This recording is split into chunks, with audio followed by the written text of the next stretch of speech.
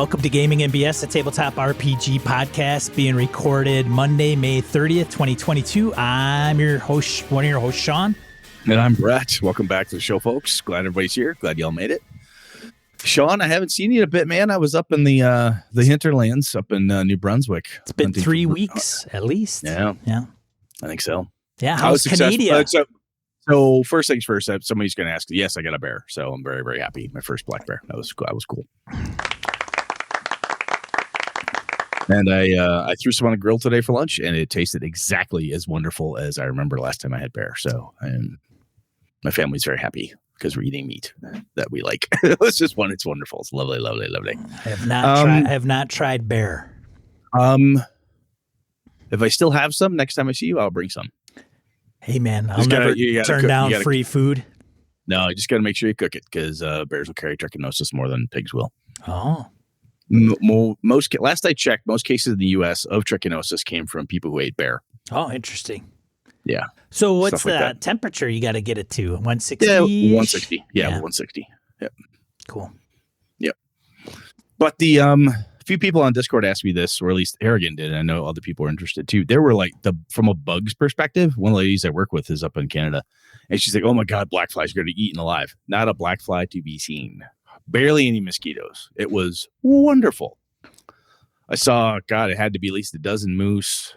That area has very few actually white-tailed deer, so saw deer, moose, grouse. It was like, and it's big fucking woods, man.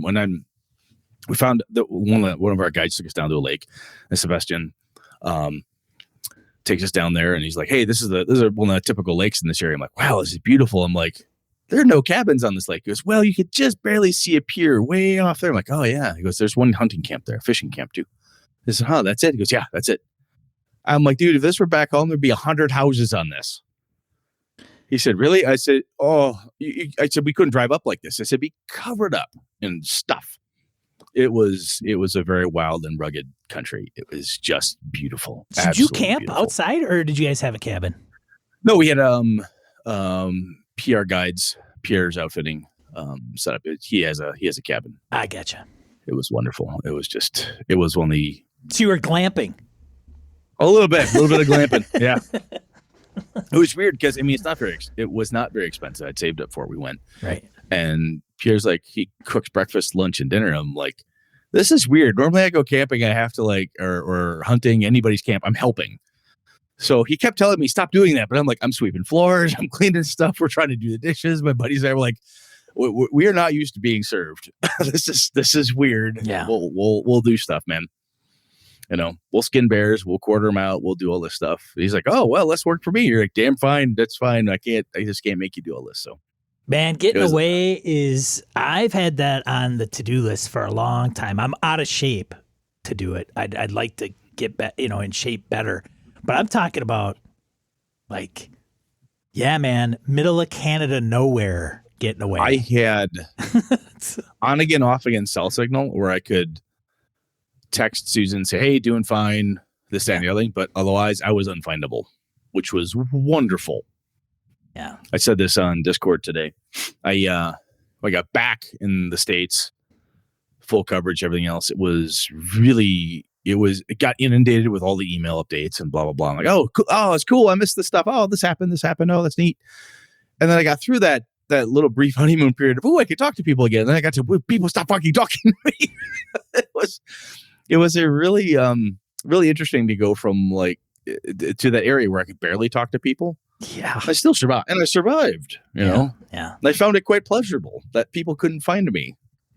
Yeah. Although at one brief moment when I had a really strong cell signal, while I'm in a tree stand waiting for bears, my phone rings. It buzzes. It's on vibrate, but my phone's ringing. I'm like, "Are you fucking kidding me?" I pick it up.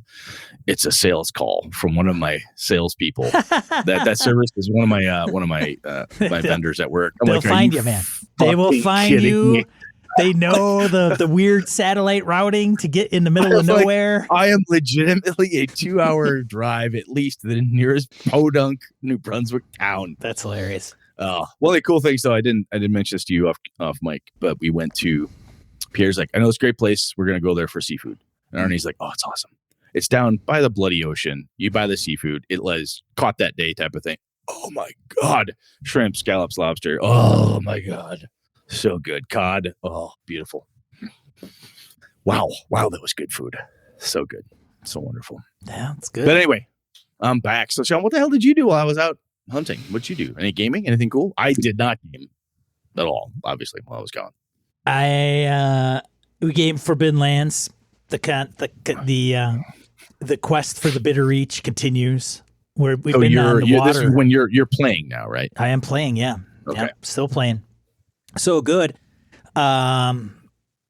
Which I think we're going to run into some summer hiccups in that game, right? Like people traveling and might not be able to make it and moving. I mean, we moved from Thursday to Friday night. So so we may end up, I don't know. It may be where there's a one shot 1 week, and so it might go a month before we play again. I'm still trying to get a Delta Green game off the ground. We were going to meet tomorrow night, but there's like 2 people that can't make it tomorrow night. So I've postponed it 2 more weeks, which will give me more time to prep. But that I'm a little nervous about too. But that'll be 4 players in that game, I think. So that'll be fun.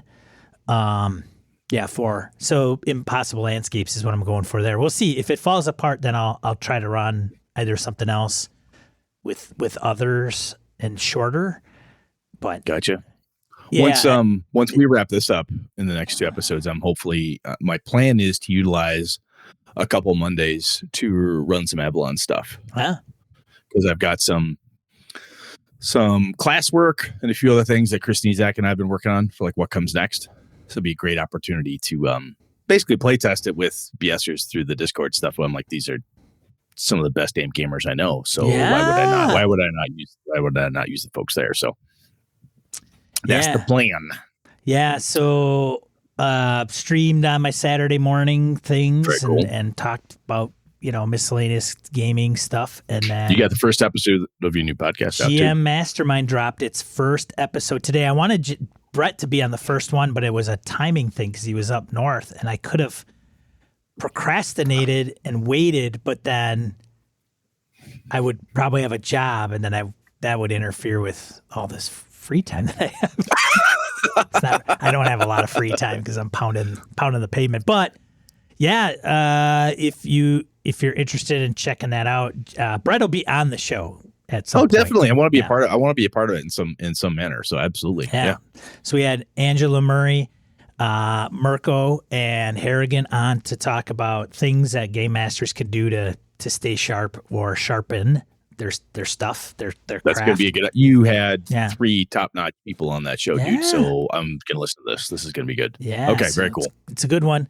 And then I've got a few others lined up for 2 more episodes that are coming up. They're going to be recorded back to back, but obviously staggered in release. But looking forward to that. I think one of the topics may be Session Zero, and one is going to be professional game mastering with professional game masters on the show. I think we've talked when you and I talked about professional game master. That was one of the things that we talked about was like, do we get somebody on the show? But we just talked about it, kind of thing. I'm glad you're taking it to that next piece. I said this before, man, and I think what you're trying to do with that component, with how you're pulling in the mastermind approach, I think it's really well done. I think it's going to be good.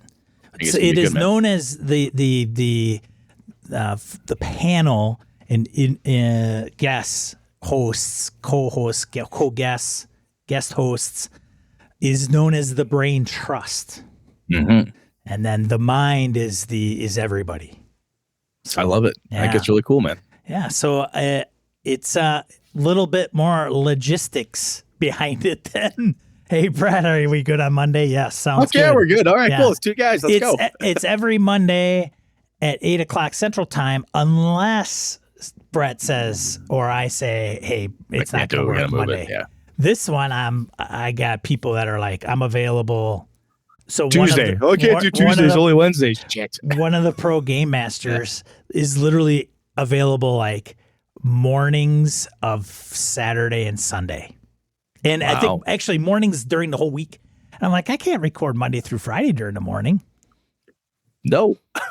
So, Nope. anyways, but it's I just got to get the flow down. Craig Shipman's a master. I don't know how he does it, but typically he's pinging one person at a time. So, yeah, Mirko cool, and man. I'm trying to keep it explicit. So or clean. Clean. Clean. Oh, you're trying to keep it clean? Yeah, so Mirko's like, yeah, no cussing, Brett. Yeah. So that's I gotta put in the dings and the daws and the woohoos and stuff when Brett's on unleashing. Wow. Get on there. Shit, hell, damn. Yeah. Let me just get this out of the way. Beep, beep, beep, beep. All right, hang on a second. Let me deep breath. Yeah. I see. So it's it'll be fun. It's going all right. So if you guys if you pull it up in your podcast catcher of choice, it'll come up, and then or you can head over to gmmastermind.com and go to how to subscribe, and it'll give you the details. So speaking of other things, as we're kind of winding this down and moving forward, then we'll jump into random encounter. But Sean has been gracious enough to give me a chunk of the Gaming BS website, and yes. I'm gonna turn it into an Avalon blog where there's work I've been doing and kind of tracking, like, hey, working on this, so on and so forth. So that'd be fun. It'd be fun to do, and if nothing else, to capture some of the things that I'm working on and post them there for others to find and so on. Yeah, so it'll be cool. I think we'll create a category, and then anything you post, just click the category, and it'll just, that way it'll be, I foresee it like gamingnbs.com/Avalon. Yep. And then like anything after that will be all that. So I think that makes sense. And then I can have a redirect to all of that stuff. So Brett's gonna blog. Yeah, figure why not? I'll go retro. All right, man. Anything else? No. You good? No. Yeah, I'm good. Let's get in a random encounter. Well, that's not working the way I wanted it to. There's no sound effect. What's going on here? All right. Well, that's messed up. Random encounter segment of the show. We field emails, voicemails, comments from social media. We've got three and 2 write-ins and a voicemail. All right. Well, I'll tell you what. I'll start. Okay. Gregor from Discord commented, we're talking, this is when we talked about starter sets and whatnot. Okay, so I can't listen through the rest of the episode without saying something about the Call of Cthulhu starter set. As it has not been getting great reviews for nothing. It comes with some basic rules, a set of dice, has a solo adventure that can be played before reading the rules, and an introduction for the person picking up the set. Then it has one adventure that works for duet play or more players, and then 2 more adventures for larger groups, also handouts and pre-gen characters. Also, in a lot of COC supplements, it says, quote, you need either the Keeper's Rulebook, which is the core book, or the starter set to use these adventures, unquote. So the good thing about it is that it shows you different types of adventures that can be played as a campaign if you string them together, or as one-shots. And now, as far as I've understood, the RuneQuest starter set that came out has been made around that same formula. So, Gregor, I'm glad you called that out, because that is to me, that's a huge selling point for the COC starter set, because that's a piece then if I'm like, okay, I bought this starter set and it doesn't die there, right? Oh, there's more adventures to be run. It has, good God, you're talking, there's a solo one for duet player, more players, then 2 more. So the starter set itself comes with 4 different adventures. That's awesome. If you want to, you could say 3, because one's a solo just for the keeper. But if those 3 adventures, that's literally multiple hours of play. And then if you can go buy other adventures and supplements that says, oh, by the way, yeah, you could just use the starter set to run these adventures. Holy shit. That's an investment that will get you much further than, oh yeah, I played 3 levels, or I played the first couple things, and now I got to go buy the real book for $60 or $80 or what it happens to be to do the rest of it. That's pretty freaking cool, man. That is awesome. I did not know that, and I'm glad you called it out, Gregor, because that is one more tick in the that's a damn good idea box when it comes to starter sets. I didn't know that either. It's fairly appealing, although my Call of Cthulhu, well, added it on their Kickstarter, so I got a box set coming and all kinds of, oh God.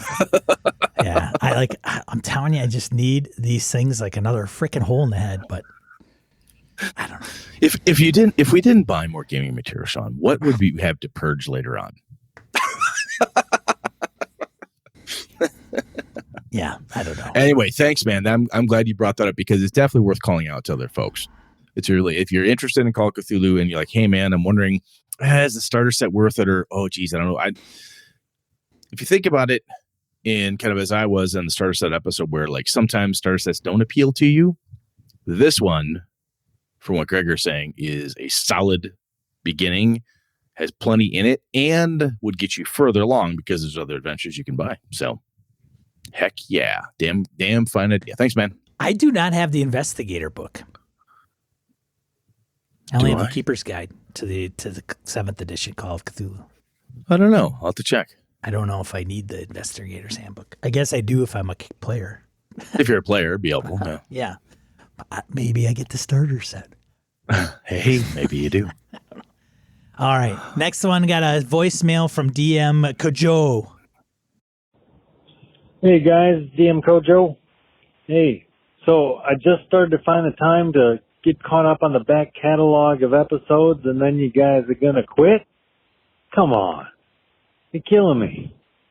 All right. Well, I understand. It was a great run. Appreciate everything you guys have done with the show. Lots of hours of enjoyment for me and learned quite a bit from you guys. So that's awesome. And good luck with the next stage of whatever you guys decide to do in gaming. And I just wanted to say that I think I'm going to be at Gamehole Con in October. So hopefully I am there and we can get together and roll some dice. So thanks again for everything you guys did. Appreciate it. And good luck. See ya. There you go. That was very nice, Kojo. Thanks, man. Very nice. And obviously keeping up on the podcast is kind of important sometimes. Exactly. What the hell? Well, what the those bastards quit on me. He could have realized this in a month or two and would have been real in a pickle. Like he wouldn't have been able to leave that kind voicemail. Or he just sent his hate mail. One of the two. You bastards didn't bother. That could happen. So Kojo, though, I mean, we'll talk about this in another episode. I'm certain, but like I say, it's like meeting Angela Murray and Kojo and Harrigan, and I mean, the names, the list goes on and on and on, right? You know, Mirko, everybody, VC, all these. I mean, everybody who's a BSer identifies as such and has been involved with us in some way, shape, or form. I met you all because of the silly little thing that Sean and I have done. So that's awesome. That is, we've said this before, and I'll continue to say it forever. It was one of the best things that ever came to the podcast for me. So it's awesome. So if you didn't get any gaming value out of this entire podcast, yeah, at least we know we know who you are. Exactly. and that is more valuable than anything else. Yes. So there you go. All right. What's last one? Up to you. Last one is Roger Bracelet out of Maine writes in, Dearest Sirs, I hope this email finds you well. I put in questions previously, which I hope you'll still answer, but I only have one real question. Forgive me if you've already answered it in the episodes leading up to the final.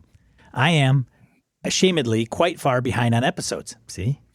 That's all right, man. But he knows, because I probably, he might have saw it on social media or something. Please tell us at some point in the show the reason you're ending. I could think of a lot of them, but I'm curious to know the actual honest reason. There are no wrong answers as long as it is the truth. Warm regards. Never mind that. Smoking hot regards, Roger Bracelet. Nice. Yeah. All right. So this episode's about lying, but I will belay that until we get to the topic itself. And I will tell you, Roger, without 100% truthfulness, Sean and I talked about it, and we both flat don't want to do this anymore. And what I mean by that is this podcast in this format, the way we've been doing it, it's been done by us. We've done it now for 7+ years or whatever the heck we've been doing here. And we're like, you know what? It's run its course. When Sean and I started, he specifically said, you know what, Brett, podcasts tend to have a shelf life. Something needs to change. Sean and I haven't changed. And we're like, look, if one of us were to leave and bring in somebody else, it's Gaming BS, but with different hosts or different, fuck up the format, try to shake things up. We've dabbled with some of that over the years, but we liked what we did. We really, really loved what we did with meeting everybody and doing all this stuff. And quite frankly, we're done.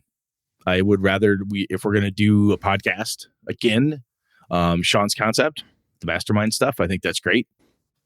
I'm going to use the time that this is going to give me back in my personal life so that I can run some games online for BSers.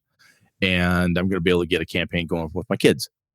I play stuff with my kids, but it'll just be one more day when I've got some other stuff to do. I was hoping you would keep the what you're gonna do after this for the last episode. There's more. There's more. I'm sure. There, but yeah. Well, we could divulge that, but people have to tune in to find out what. Oh yeah. What's gonna happen to these guys? They're gonna disappear. They're just gonna explode. We don't actually exist. Yeah. It's all really. It's a bad CGI. It's a bad Delta Green episode. It's bad CGI. But honestly, Roger, no bullshit. We're just done. Like, look, it's not that we dreaded. Oh fuck, I gotta talk to Sean. Oh right. God, it wasn't. Here's the thing. I'm interested because he says, at some, what do you say? Please tell us at some point in the show the reason you're ending. I can think of a lot of them. So I'm curious, Roger, if you're going to tune into this one and the last couple, what those are. Like, please share your hypothesis. Yeah. If it's like, wow, you finally realized you're stupid? Did you finally realize how terrible you are? That would be so not Roger to say that to us. That'd be funny as hell. Or did you find like, wow, you guys should have quit 2 years ago, for Christ's sake. You drained the swamp. You're done. Stop. I could think a ton of them. It's not a reason you bastard should have not even started. Did you have, we were just going to hang it up for the center square on your bingo card? If not, you're not going to win the bingo. So anyways, thanks for writing in, Roger. That's the deal, man. That's it. That's all. Yep. There's no hidden agenda here. Nope. Nothing crazy. I mean, we'd love, to be like hugely angsty about it all. Can't be. That's just not us. Brett showing up like an hour late or like it needs to be like the Rock Band fallout. Like the egos get completely out of control and we talked somebody about doing shows that, up wasted every episode. But we're like, I don't know if we want to get into mescaline and schizophrenia. Like, if we want to do that, like, yes or something. Nah, we don't want to go that far. No, we're not. Nah. Nope. All right, let's get into the main topic. Yeah, let's move on. None of my music works. I gotta add them into post. The main topic. What are we talking about this week, Brett? What we're talking about is how you deal with lying in your games. And I'm not talking about, things like, I swear it was Sean who took the last beer. Not like, player lying, right? Well, maybe it might dabble into this a little bit. But, it's that when the NPC is lying to you or the PCs are lying, perhaps. So think of it as the classic, you've had your encounter. The players or the characters and the players are listening to the NPC and they look at the DM and say, can I tell if he's lying? I think he's lying. How do I know? Can I tell?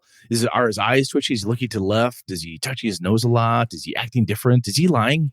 Is she lying to me? Is she adjusting her clothes a lot so I could tell if she's really super nervous and therefore I know she's lying? How do you deal with it? Because it can be really interesting when you talk about, especially investigative games. We've talked about the weirdness of that phrase before, but in Call of Cthulhu, for example, you're talking to somebody and you're talking to somebody who has seen something, or you're trying to interrogate someone in some way, whether it's a very confrontational interrogation or just trying to pull data out of someone, and you're trying to figure out if they're lying to you. What is your preferred method? Sean, there's a couple ways I've seen this done, or I've done it. Some of it is as simple as, if you will, the skill roll, right? Is there a subterfuge skill roll, a bullshit detector a BS detector, which is in a lot of gumshoe games, where if you're being lied to, you roll that, or a subterfuge skill, or manipulation, deception. Pick your thesaurus and find the words that mean lying.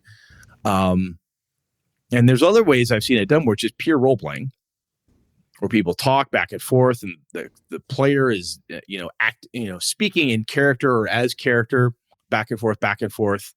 Then they discern it for themselves. I've also seen a mixture where they start.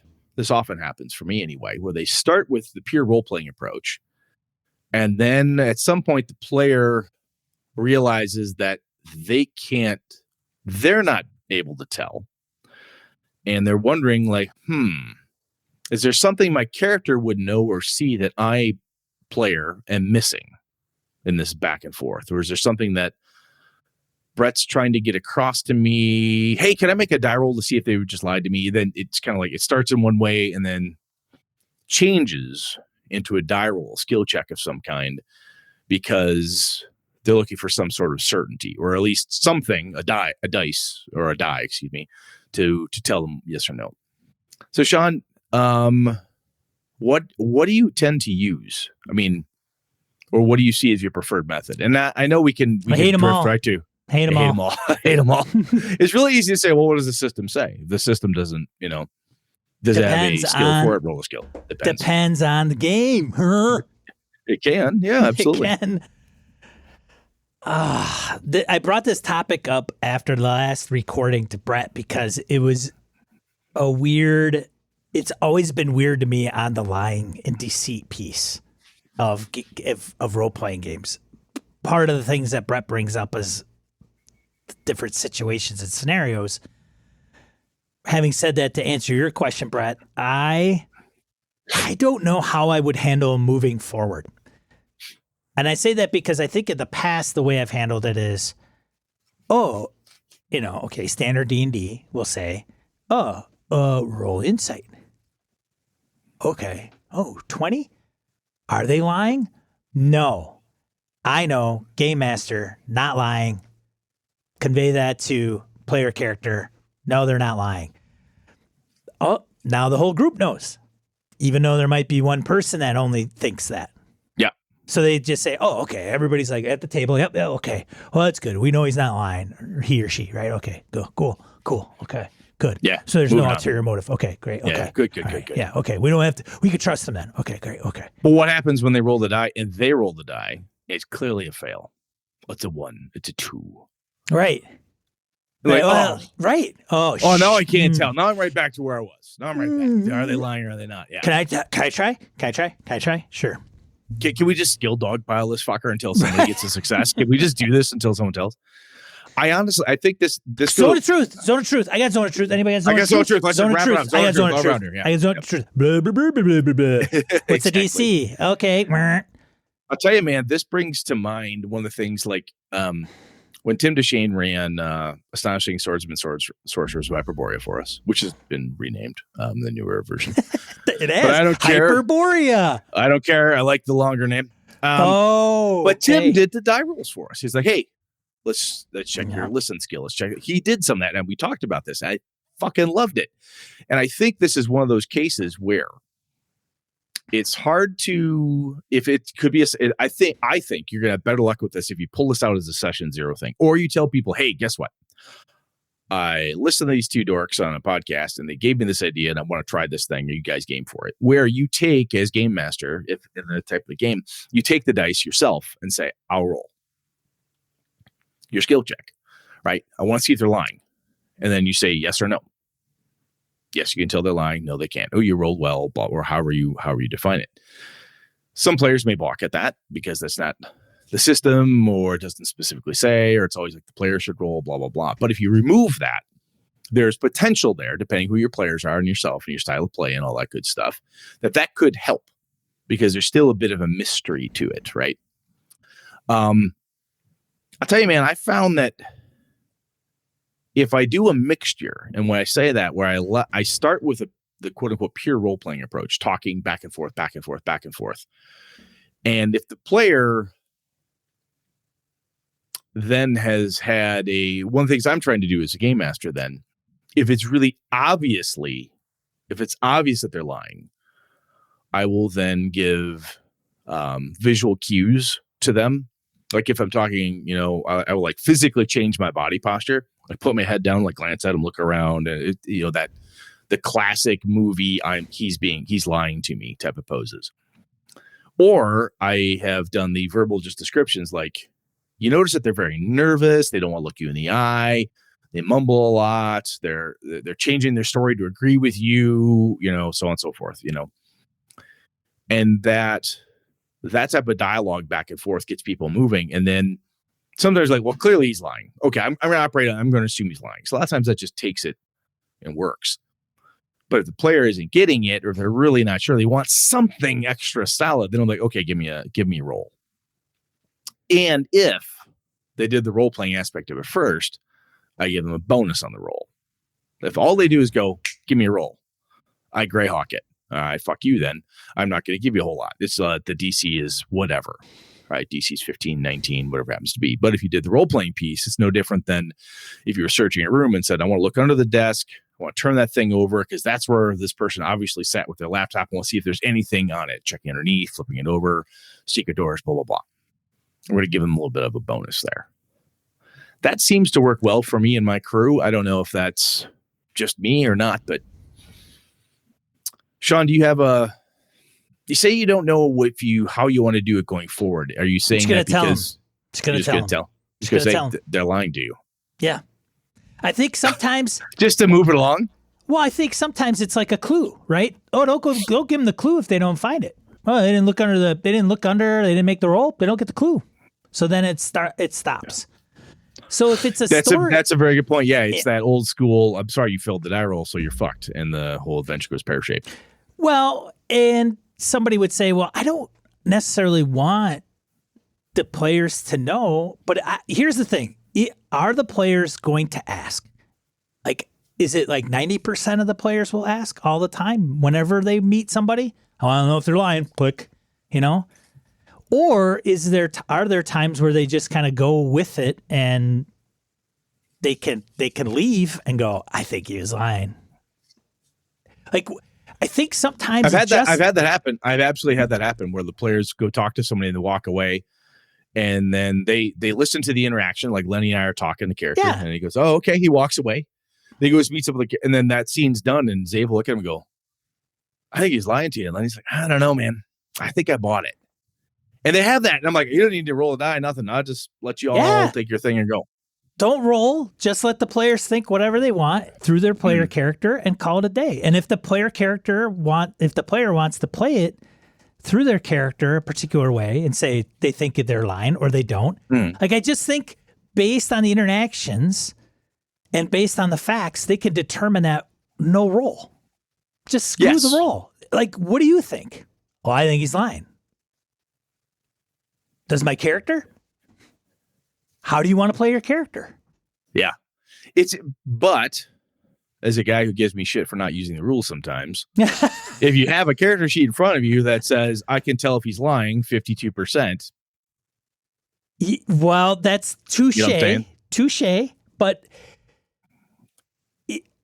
if you do the hiding thing like Tim did, is he going to give us the truth of the role? Like, it's just like this weird thing where Metzner used to do, like, I roll, I pick high or low, and you roll the die. Yeah. So if there's a point there where you got to trust that is actually they're not fudging the result for you. Right. Exactly. Yes. Exactly. And I think also if it's part of the game and you want that to become a point of contention, then just tell them. Yeah, you think you're not sure. This guy's giving you the full version, or they're maybe omitting something.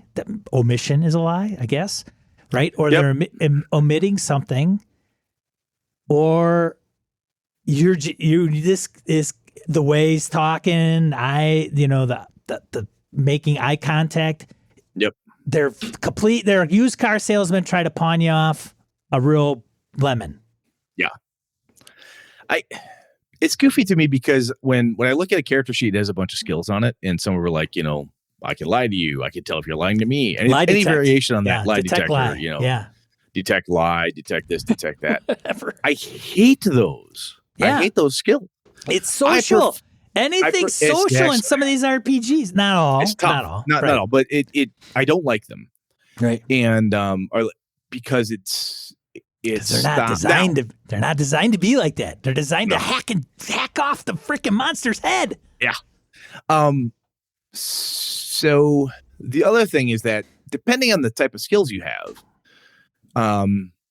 in your game system, the answer could be like those are used for you as the player to see how well you deceive somebody else, not to see how well you can see through someone else's deception. That gives me something so that you don't have to, and this will lead into something else here, but you as Sean as player, Ange as player, whomever as player is rolling, and they're like, look, I am not the world's greatest liar, but I really need to make my bard is a silver-tongued knave, and I want her to be able to, pull this off. So you make your deception check, right? So that gives you some power outwards from your character. And the flip to that is, of course, well, my character's more observant than I, Brett, am. Can't I use that character's ability to see something? So my preference would I shouldn't say almost, but I like the idea of a contested skill roll. And I think that's in many, many, many different game systems. But when I play them, the games that I'm talking about, it's often not done as a contest. Where in a game like so it's like a stealth check. Your stealth check in D&D, if I'm recalling correct, in 5e and most other versions of it, is that if you're trying to hide, I roll stealth, I roll a 15. Somebody else gets to perceive you potentially. They get to roll perception checks. If they beat you, they see you. But we are very much used to a hit or a miss. We talked about this before with skills, right? You can miss or have a penalty or whatever it is. Other game systems have different solutions to this, of course. But a lot of times when we're making this check, we're expecting a binary answer, right? And I think if we do it as a contested check instead of a set DC, and that's this idea is just hitting me now, is that if I were to say, well, instead of saying, well, yeah, give me a roll of a 15 or higher, you can tell if he's lying. That's dumb on Brett's part, I think. I think what I need to start doing is making them contested rolls, because then the player's using a skill. They're using the dice. So, good for the goose, good for the gander. Okay, fine then. I'll use my dice as well with this character skill and see what we get, and then compare answers. What do you think to that? Yeah, sure. It's a way. I don't know if it's the best way, but it is a way to do something so that the NPC is trying to deceive, right? So at some point, if you're going to use skills to solve the solution, it's a contested skill. It's a contest there. Some games like Gumshoe and stuff have other types of ways that they deal with it. But anyway, sorry. I was just going to say, okay, so skill roll aside, if one person is doing it, this is a very individual thing, I think, right? It's just naturally individualistic. Unless you and I can talk to someone and you could say, oh, they lied to me. And I'd be like, I thought they were telling the truth. Exactly. That's my point, right? Yep. Totally different perception. Exactly. Unless you go into like another room or whatever, and you're like, all right, let's talk about this. And you notice how he kept looking at his shoe. Well, you watch your police procedural, and they're behind the glass going, I don't know, man. I just don't buy it. So it's because, no, I think he's telling the truth. I mean, not only is it, but that's part of the drama. Part of the drama that we as storytellers and game masters and players and all this, whatever language you want to use, we're trying to have drama here. And if it gets in this particular piece is like, oh, I don't know. So having said that, why have the role between the liar and the perceiver and have the role between the two people that are trying to figure it out? That's interesting. So 5 of you are listening. Each of you, who believes what? Who believes what? Yeah. I think he's telling the truth. it's on the player to play what you believe. You don't get to say that Sean and I roll, and Harrigan's like, hey, this is the deal, and you, me, and Roger roll, and we're like, okay. He says, Brett, your character believes. Sean, your character is on the fence, and Roger, your character absolutely thinks they're lying. I think that's legit. And then it's one of those cases where it's hard because you're telling someone how you feel. But that's what you're asking here. I'm asking for a die roll to give me an empirical answer that I can role play off of. I think that's, if we take it with that approach, like, give me something to work with here. So I'm going to roll the dice. And you're going to tell me what the dice results are, and I will play based on those results. Oh, the result tells me I think they're telling the truth. Sean's on the fence, and Roger thinks they're lying. Got it. And then we'll argue. Or we can compare notes and this, that, and the other thing. But we could say, look, I think they're absolutely telling the truth. Well, I don't know, says Sean. I could see it both ways, blah, blah, blah. It might lead into some weird-ass metagaming stuff, but if you're playing your character, that's another way to go. I like it. Potentially there. I like that. I mean, there is always the person that may say, in certain instances, maybe there's an ulterior motive, right? Okay, say this guy is, they get the scoop on you, whatever, right? They got the drop on you, and they're saying, that party member knew all about this. And the party member's like, I don't know what they're talking about. See, then you have the other party members like, well, they're telling the truth or they're lying. And then you have the one that probably knows. So they're going to kind of sway one way. And I think when you run into these certain situations where there's stakes, like there's genuine stakes that are, because sometimes when people are lying, what are the stakes? Right? Yeah, sometimes it slows you down or it's annoying. They live, they die. But no, I get that. But if there's stakes that are on the table, and I guess what I'm trying to put this into a train of thought here, because I had it and I think it's wavering in and out of my brain. But it's a what is the motivation for another player character to convince another player character and sway them to a particular side? And sometimes it gets. Go. And is it? Do they have pure motivation, like altruistic motivation? So, in other words, am I trying to convince Brett that Angela she's lying? Her the NPC is lying. And I tell you, Brett, whatever she says, don't believe she's her. lying. Don't believe her. I had this up in Tomb of Annihilation, man. I had the party almost at a brawl between each other. I had an NPC, spoilers. I had an NPC in the woods, and they weren't a good NPC. And they befriended the NPC because the NPC said, I'm out here looking for my father. I can't find him. I'm trying to find. So she's not looking for her father. She's looking for a guy to hack off, like hack his head off. Like she's looking and searching for this person. But she says, I'm out here in the middle of nowhere, and there was a death curse, and he left the family, and I tracked him here. I'm trying to find him because I think he's lost. Blah blah blah blah blah blah. Trying to find my papa, but it's trying to find my pop. Okay. They go down the woods a little bit further. Guess who they run into? The guy. The guy she's trying to find. That she wants to kill him. So now the guy's like, I don't even know who this woman is. She's like, so she attacks him. Well, she kind of plays it off like, oh, come on, why are you saying that? You're like my father. You're like my father. He's demented. He's like, he's lost it. Death curse has got his brain all out of whack. And so then you got the party who's like, well, hold on a second, and then and then she attacks him. Well, now so there's like this dynamic that goes back and forth. So you're like, in that case, it's an NPC. But what if that person was a player character hunting a bounty or something along those lines, right? There is a phrase that goes in this, like, wouldn't my character know?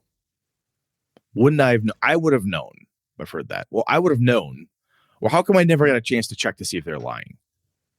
You mean to tell me we traveled with this person for a month and I never ever suspected anything? You're like, no, I didn't think I should have you check their motivation every 2 hours, every fucking day. So they believe the NPC. They're like, okay. And I said, you guys marched like through the jungle with her for 3 days. Didn't kill any of you. Held up her own. Yeah. Helped in a combat. Guy walks through the woods just manning his own business. And she's like, hey. And so he's like, I don't even know who she is. I don't know what this is all about. Well, he's lying. Who are you going to believe? Then the stranger or the stranger you know, right? I mean. Right. And then it's like, well, do roles. And then it's like, well, you really believe him and you don't believe her. And I think it was actually, that's how it happened. Half the party believed him. Half the party believed her. Argue back and forth. And they're sitting in the middle of the jungle, like bitching and moaning at each other, like, no, it can't go down like this. What's going on? It's goofy because you could get in those situations where if it splits the party or if the party's trying to pull a fast one on themselves. I had this all the time on vampire games. And I mean, in Amber Diceless, I have it all the fucking time because it's a very social, PvP type of environment. If you have a PvP type of environment, not everybody likes using their skill rolls against other characters. Yeah. One of the worst things that happens is when the bad person controls your character and she starts kicking the shit out of her best friends. Right? Oh, well, shouldn't I, do I really have to use my strongest attack? Can't I just kind of use my weak little dagger -5 that I carry or something? Can I slug bug her on the shoulder? Yeah, exactly. Do I have to stab her in the face? Yeah. Right. Yeah. It's weird because I think one of the interesting pieces you brought up was like, what are the stakes? So in a Call of Cthulhu, in an investigative game where I need the information, I need clues. This person has a clue. And sometimes the clue is that they're lying to you. They're worried, they're scared, and they have to lie to you because if they don't lie to you, the cult is going to kill their mother. Aha. Okay. That person's lying to you. You figure that out. Done. It's a clue. If it's a clue to keep the story driving forward, it's great. If it's a side quest / red herring, something that they can devolve into whatever, you can choose to let them do that. There's an option there, right? If it's integral to the plot, like, hey, we need to keep the train moving. We need to keep moving on here. The scenery is great, but we need to keep going. It's a clue. Having them figure out that this person is lying is important. One way or another, they figure that out because it's the clue that helps keep them moving forward. Or unless you're an old school person, you're like, well, look, you didn't figure it out. Too fucking bad. You don't know. The game devolves into we don't know anything. Always an option. But I think when they get into the whole weird thing, because what you're talking about is like a side quest piece. Well, and to be clear, when she ran into the guy, then she said, okay, he's got to die. And they're like, what are you talking about? I thought he was your father. And she just said, I made that up. He really is somebody that he killed my father and my family. I didn't want to bring that up because I didn't want any questions or, to question my motivations. That's when things started like, what? Well, you lied. And you admitting that you're lying. You lied then or you're lying now? Which one are you doing? Yeah. Well, they could take that, right? And half the party did, right? And so the guy's like, I don't even know who this woman is, and she's accusing me of killing her family. Yeah. And all she was doing was trying to get something from him and tracked him to this place. But it's really weird. It's really, really tricky. Yeah. I guess at the end of the day, I have as of late, it doesn't cause me problems at the table. And I believe it's because when things start to break down, when it becomes kind of what I consider like, this is just getting dumb. Argue. Look, they're not telling you the truth or they are. What are you doing? What's your character doing with that? Fuck it. I attack the thing. Okay, fine. You attack them. That's what we're doing. Well, I don't want to attack him. Well, I want to attack him. Okay, fine. Let's make something happen, right? What are you doing with the data you have? You can argue about it, or I'll go get another beer. You guys do your thing, whatever. But there's a certain point when I stop the debate and say, what are you doing? What's the plan? Yeah. Well, yeah. And if it's a matter of, and then they'll say, well, can I ask them? I'll say, look, I have told the NPC, you can ask them 1,000 more questions. They're going to say basically the same damn thing. You've made your rolls, you made your checks. This is what you know. What is it that you want to do? And I think that is, for me anyway, that helps to, it's breaking the wall in a way. Like, okay, just shut up, as politely as I can. Like, okay, just, you're done fucking talking. What is it that you're going to do? If you want to grill this person for another 4 hours, I can tell you right now, you already made your die roll. You made your skill check. You already have, he believes, she doesn't believe, she believes, and he doesn't believe. And they're still not certain as to what anybody else thinks. What are you doing with that data? What are you doing with it? You're going to sit here and argue with it? Or are you going to take action? Brett, what would you do? What would you do without these? What would you do when the system isn't like that? You've played old school stuff that doesn't have these skill lists. Yep. You've played AD&D where it's like, so there is no detect lie. I mean, maybe when I don't have that, and the players are saying, what do I know? What do I see? I said, this is what you know. This is what you see. You decide, is he lying or not? You tell me. That's how you do it. I think he's lying. I think he's not lying. Okay, you guys got your perspectives. What are you going to do with those perspectives right now? What actions are you taking based on your data? I don't think we know enough yet. All right, what do you want to do to go get more stuff? Yeah, good point. Let's go get more stuff. Then they run off and go get more stuff. Or they say, fuck it, I attack. Because sometimes they meet the thing in the dungeon or in the wild. They're like, random encounter. Oh, geez. Okay. Well, I don't think it really wants to attack us. Don't kill the last guy. Don't kill the last guy. We need the last guy, right? Need the last guy. Yeah. Need the last guy to. A lot of it, to me, when it devolves to I don't know. We need more data. I don't know. What do you do? I don't know. What do you want to do? Blah, blah, blah. When it gets into that kind of that silly / stupid. Brett puts the hammer down. Yeah, pretty much like, okay. Now we've talked about this for a while. If you want to keep talking, that's fine. Is anybody doing anything right now? What's the plan? What's your action that you're going to take? Brett's a GM of action. I am a GM of action. It should be on a shirt. GM of action. GM of action. Action. I'm not a GM of talk. I love the role-playing pieces, though, when the people are in character and so forth. And there is a certain point when the other component I have done as in a AD&D when there's no skills and so forth is like, look, okay, you've asked me what your character, does this resonate anything with your character's background, blah, blah, blah. Yes. Does this? No. Does this? Blah, blah, blah. We've taken everything from the character's perspective that we can think of. You've asked me individually as players. I've given you everything I got. That's all you're going to get. So the other piece, I guess, that I'm doing there is at a certain point, I'm not feeding them any more data. They have everything that I was going to give them, or I planned or thought of or whatever. Like, that's all you got. What are you going to do with it? Had them all held up in this interrogation room for 12 hours. Still telling you the same story. Next. Exactly. What are you going to do? What are you going to do now? What are you going to do? Because at a certain point, I mean, you got him, you tortured him, you cut his foot off, you did this thing, you did whatever it is that your characters are doing. You interrogated him, and still got to do something. All right, put him in the locker, let him sweat a while. All right, bring him back. It's a heat lamp. Let's see what we can get out. Right? Yeah. All right, put him in lockup. Yeah, all right. I'll see if he's got a different story in the morning. Is the story changed in the morning? No, same story. Fuck. What do we do now? Right. It's like at a certain point, you have to stop the conversation. The way to stop it, from my perspective, is to say, "This is the data. What are you guys doing with it?" And by asking the players what your characters are going to do now, I've changed it from a debate perspective to an action perspective. And the reason I want to do that is because I don't want them to sit there all night.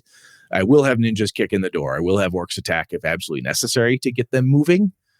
But at the end of the day, I'm like, okay, the scene is over type of thing. Let's keep, from a drama perspective, let's keep it rolling. What are you going to do now? You've got data. You either believe they're lying or they're not.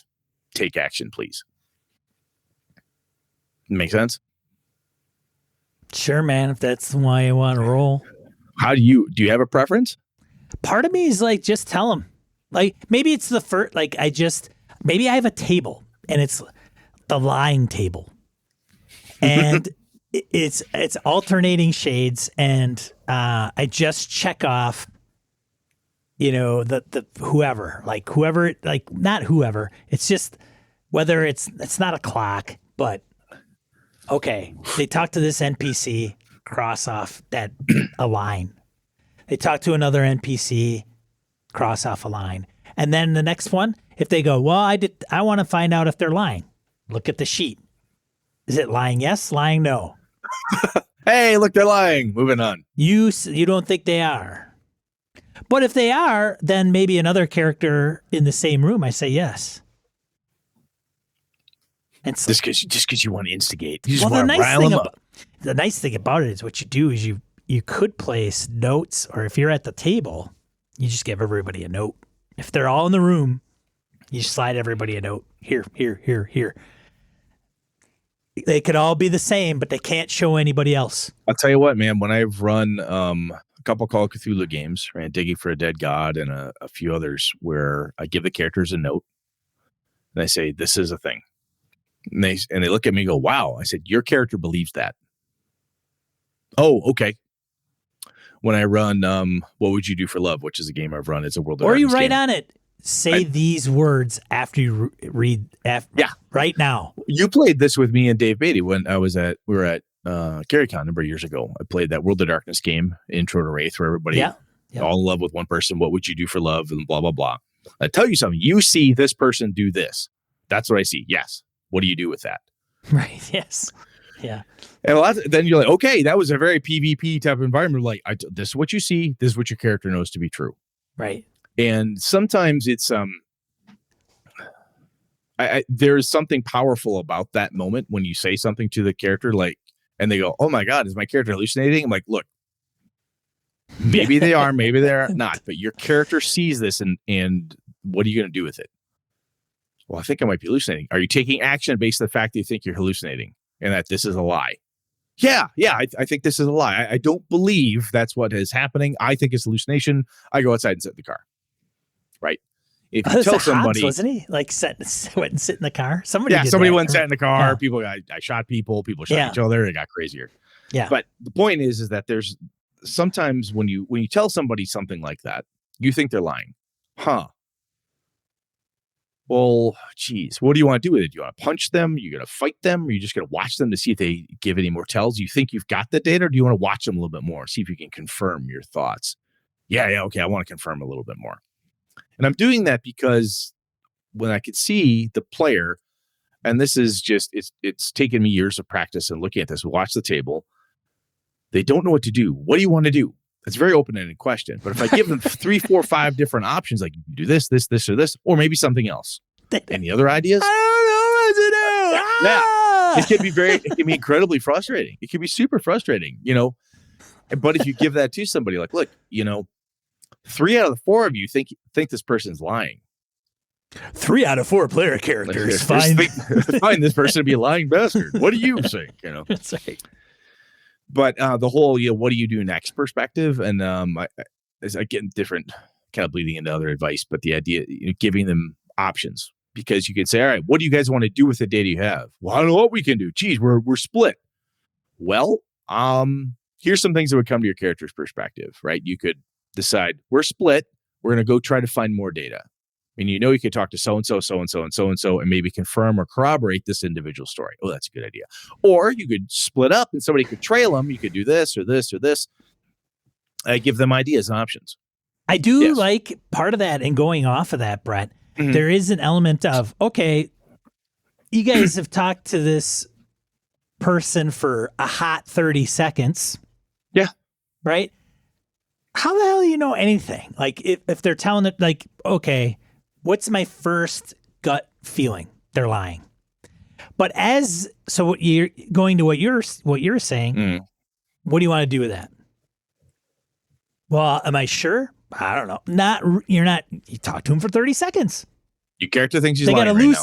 They got a loose handshake, palms are sweaty. I don't know. Is that lying, or are they just in a freaking jungle somewhere where they're hot, sweaty? Yeah, who knows? Yeah, I don't know. If they do something like, okay, well, I'm going to call an alibi. Like, if you go into the court procedure and you start drumming this stuff up, then I think you start giving them into more concrete territory. And maybe it's not this stupid die roll. It's like, yes, no. Maybe there's a degree, but there isn't. It's not based on anything other than a brief interaction, maybe. And so maybe it's, well, I don't know. If you spend more, like, okay, 3 days time, with this individual. They haven't done anything to make you think that they are a liar or untrustworthy, which is probably more the case than a liar. Like, I find them to be more trustworthy than a person. You could say, no matter what the person says, 4, 5, 6, 7 days, whatever this person says is for me, I'm good with. Like, no, I think they're on the level. Even though they're lying through their complete teeth, they haven't shown any reason to usurp that. Now, another player could be like, they just don't want us to cut off their head. Yeah. The other piece here is that there's 1,000 different examples, no doubt. But your example of this woman was with a group, and then like, oh my gosh, she lying? Is she not? We thought this. She said this thing, this, that. And then when the inevitable question comes up, or statement of like, well, I would have known, or I would have checked, or I didn't notice anything. Somebody will say that with that sarcastic, you fucker, attitude. And what I hate doing this, so I try to find ways to circumvent it. But I normally, when I do get that, I'm like, did you ask? Do you literally, nobody said anything. Right. Which is like, it's an accusatory thing back when the player says, well, how come I didn't know this anything? You never asked to roll dice to check. Okay. Then I feel like a douche doing that. It's a legit answer in a way. So one of the ways to circumvent this is new person joins into the group. You say, look, you guys, she seems to be okay, doing well, does camp chores, this, that, and the other thing. Nothing untowards. She seems to be okay. You guys gonna keep a close eye on her, or how many days goes by before you decide that, you can't spend every waking moment staring at her? Someone goes, you know what? No, I don't know. Nope. We're going to someone's going to be with her at all times. Okay, go for it. Someone's with her at all times. And follow whatever sort of nonsense they want to do, because the game is nonsense. So it's just people playing make believe. Yeah. But if they giving those options at the beginning, like, look, do you do this? And then, wow, it turns out that they're honest. They absolutely are honest. Nothing bad about it at all. Or it turns out that they, are horrible thieving bastards and they should die. Or they get really super pissed off because you don't take them at their word. Yeah, or that happens. A month of adventuring with them or whatever. Look, I've been with you for a month. I've saved your life twice. I raised you from the dead, asshole. What more do you need from me? Well, but since your name's Bob the Cleric, I just don't trust Bob. Oh, come on, Yeah. But anyway, that's a thing I try to do to circumvent well, how come I didn't tell? You never let me roll, or I should be able to roll retroactively to see if I notice anything over the last 2 days. Oh my God. I don't want to go there. So I ask people like, look, do you trust him? What do you want to do here? Yeah. Yeah, we'll keep an eye on him. Okay, that makes sense. You keep an eye on him. Give me a couple die rolls. Give me a couple perception checks. Give me this. Give me that. Yep. So far, it seems like they're working well. So far this, so far that. And if I have to, I could do a contested check, of course. But the other thing to do in the land of, if it's a required clue that they know something, like, look, this person's acting scared. And as soon as you bring up, is it the Cult of Yig? And that, no idea. No idea what that is. Yeah. Nope. Gotta go. Well, clearly that is like, do you need a die roll for that one? Yeah. Well, they get really nervous, kind of scared, and excuse themselves quickly and run out the door and don't look back. And they leave their wallet. Holy fuck. Okay. Wow. Cult of Yig. That scares the shit out of them. Wow. Something's going on here. You don't need necessarily a die roll to see. I don't know if they were lying or not. Click. That's a little like, and I know somebody out there is going to have like, well, this game system is better at it than this one or this one and so on. And I've just found that the number of different games I've run over the years, different systems, different approaches and stuff I've played and run and so forth, lying is tough. It's tough to deal with because regardless of how do I do this? If you want to use the mechanics of the game system, think of it like the swimming and grappling mechanics. Check them out. How do you tell if someone's lying? How does this skill actually work? It's much like spells and other things. Oh, it says lie detector. I rolled. I can detect all lies. Look that skill up. Let's read it. Let's read that skill together, line by line, actually, and see what it actually means. Because some of those skills on the character sheet do not necessarily do exactly what the words say, right? A bullshit detector doesn't mean I automatically detect if you're lying to me. Read it up in Gumshoe. It will tell you what it does.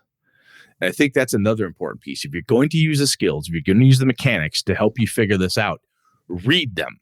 Legitimately read the skill itself, because this isn't like an out for us as game masters or a automatic something for players, but read it so you really understand how it's supposed to function.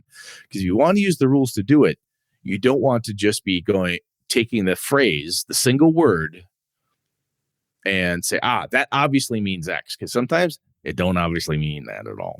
Just a fact. Anything else, man? No. I think we're good, shall we? We shall. Tell us how you lie in your RPGs. Tell us the truth about how you deal with lying.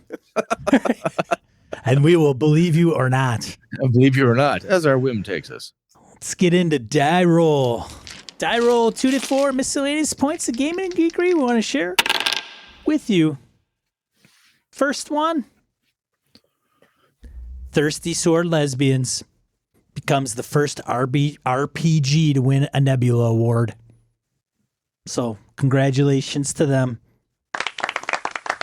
Apparently, RPGs is now a category of the Nebula Awards, and therefore that's interesting. They have the honor of being the first one, which is great and fantastic. So, let me find out where my thing here is. So, congratulations to them. I have not played, but I've heard good things about it.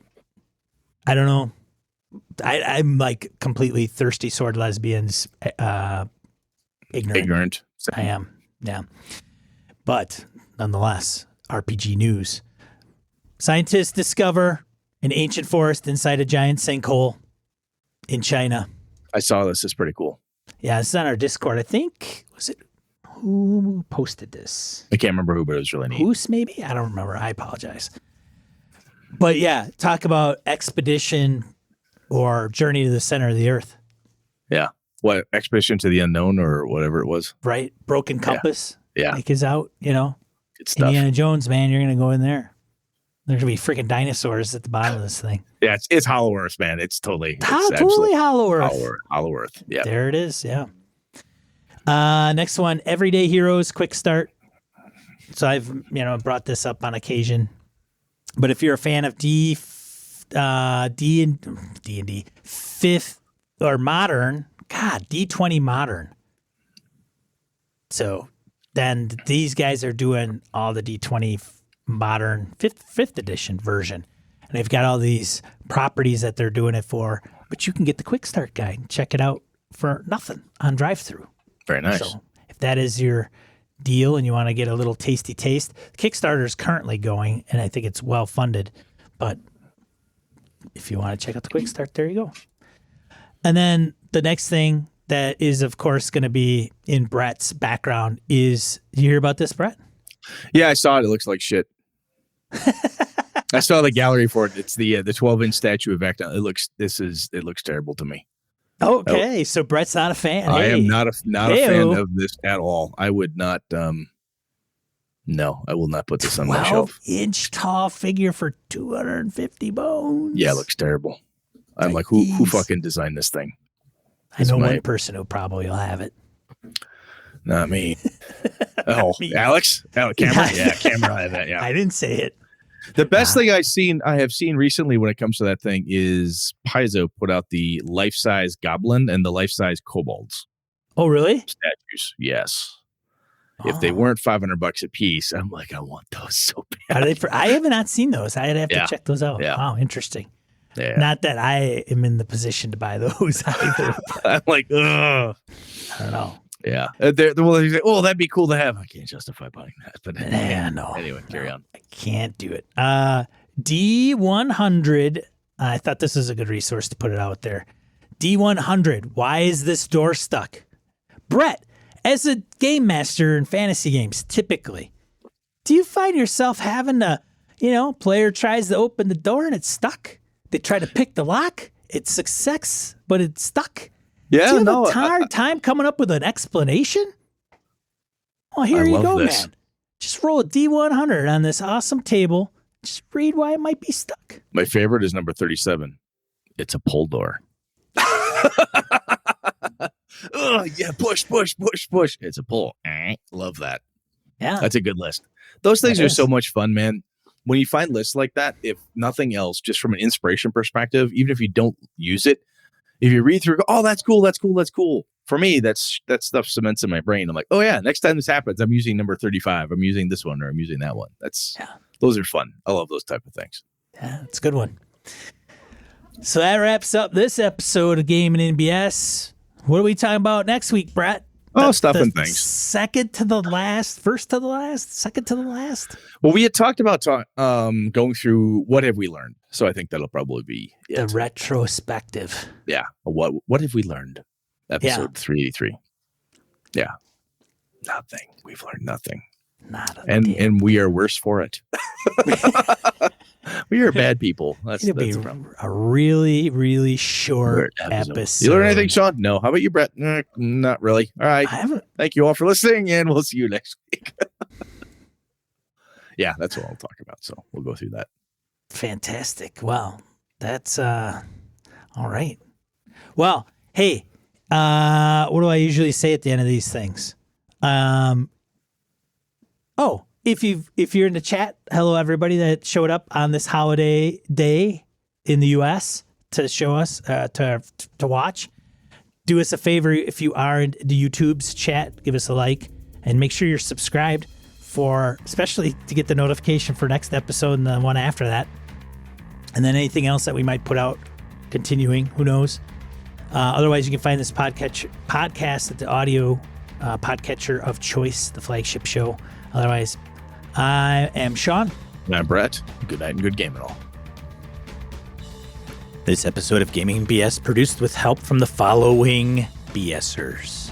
Joe Swick, Tony Sugarloaf Baker, Eric Jeppesen, Andy Hall, Chris Steele, Remy Bilodeau, Jason Hobbs, Mark Tasaka, Merkel Froelich, Pierre Mongro, Brett Pazinski, Brandon Barnes, Eileen Barnes, Dan LaValle, C.W. Mellencamp, Victor Wyatt, Craig Huber, Roger Braslett, Stefan Dragonspawn, Jared Rasher, Finnulf, Ray Otis, Jim Fitzpatrick, Old Scouser Roleplaying, Ron Blessing, Curtis Takahashi, Ron Bishop, Mark Richmond, Chad Glayman, Craig, Howard Bishop, Corey Welch, Angus, Eric Salzwedel, George Sedgwick, Robert Nemeth, Brian Kurtz, Laramie Wall, Eric Avia, Jeff Seifert, John Kayward, Corey Gonzalez, Niall Diamond, Aaron Relia, Jeff Goad, Aaron Coleman, Rich Wishon, David F. Baylog, Harrigan, Melissa Bashinsky, HN, Cole Kago, Eric Tavola, Hoos Carl, Yorkus Rex, Ghost GM, Mike Hess Jr., Rory Weston, Jim Ingram, Daniel Garrett, Eric Frankhouse Presents, Phil McClory, Adam Grotjohn, Jay Plata, Ed Nyes, The Duke and Purple, Isaiah Aries Christian, Larry Hollis, Todd Sharp, Orcus Dorcas, Chris Shore, Michael Holland,